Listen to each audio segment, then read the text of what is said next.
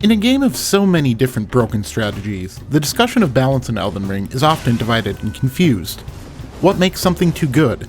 How can we tell if something dominates or merely just competes? Well, my friends, I've been taking the Starfist around in the arena, and after a few rounds of fisticuffs, I've come down to the conclusion that these bad boys are no mere contender, they might be the actual champs. Starfists have a few dimensions that make them not only superior to most other fist weapons, but better than many of the fast weapons that are used to gain quick priority since 1.10. Their fast data, high damage, and low recovery time give them very little downsides other than their range. Because I wanted to showcase the inherent nature of the moveset and unfair damage in this video, I chose Cragblade as my most used Ash of War. Cragblade is a great complement to Starfist on a strength build, as you can maximize the already high damage of the strength scaling on Starfist for most of the duration of a fight. Poise damage helps to chip poise and stack up poise damage against heavier weapons, but the real highlight here is the damage buff. You get a 15% physical damage increase for an entire 60 seconds. No spellcasting, no greasing, no fuss.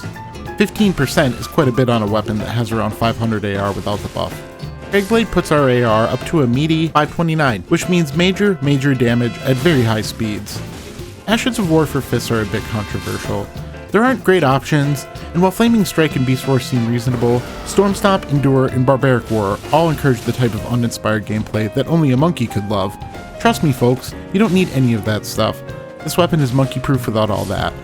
The Starfist remains one of the best weapons for whiff punishing, chase downs, and shocking hyper armor users before they can get their attacks started. Because of the very fast nature of the weapon, depending on the timing and the situation, the running, rolling, or neutral R1 can be close to unreactable, and because of the double hit, roll catching with even one half of the running R1 will still chunk your opponent's health. The motion values on the R2 and jumping R2 are ridiculous, and the neutral R2 is also stupidly fast at 12 frames, enabling you to punish on reaction with huge damage and forcing your opponent to panic. Dealing 700 damage with the 1R2 makes somebody think twice about standing in your face. The combined speed and damage output on these things is truly ridiculous, overtuned, and broken in half. This doesn't mean they are unbeatable. If you have a lengthier weapon, fists can be easy to space if you understand their patterns, and you can play defensively if you're careful. Hyper armor is okay, but not highly recommended. As they deal so much damage, it's hard to come out ahead in a full-on trade, especially with the R2. People love to parry fists. They are a decently easy parry, but the problem with this strategy is that there are so many ways to punish parries, and because of the damage on Starfist, your parry might cost you half of your health bar. Guarding is not recommended, as these have some of the best guard-breaking properties of any weapon in the game. Starfist isn't exactly fair right now. While it's not as broken as some of the other setups still packing the top of the ranks, the overtuning of nearly every aspect of the weapon gives it a special place not only in the pantheon of Elden Ring weapons, but also a special place in my heart. Smashing people in the face with huge spiked balls has never been more optimal, and if you want a weapon that screams easy mode to torture opponents in the arena, I think I found the one for you. Too fast, too strong, too brutal. Enjoy the duels.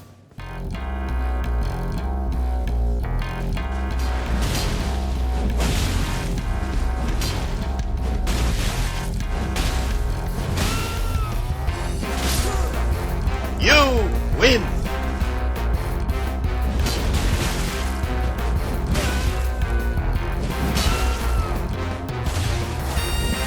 Ouch!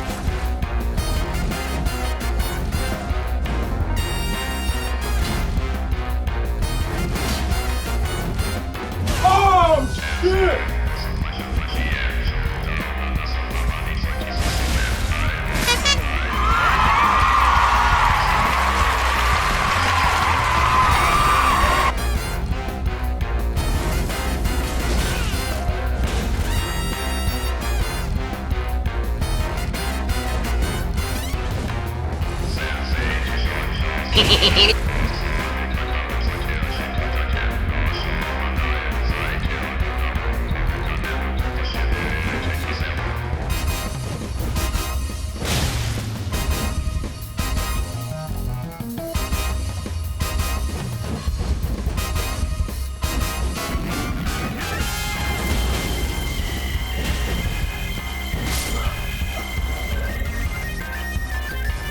Alrighty.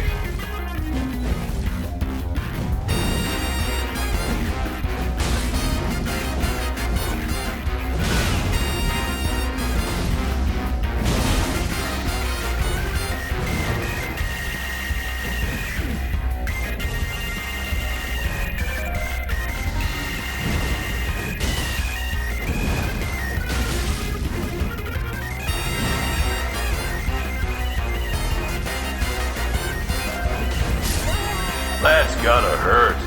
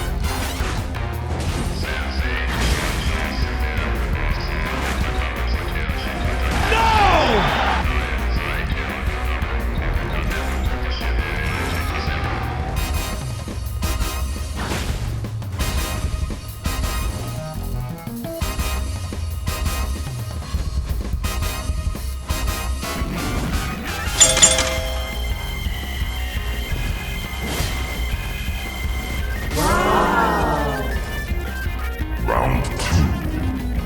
Fight!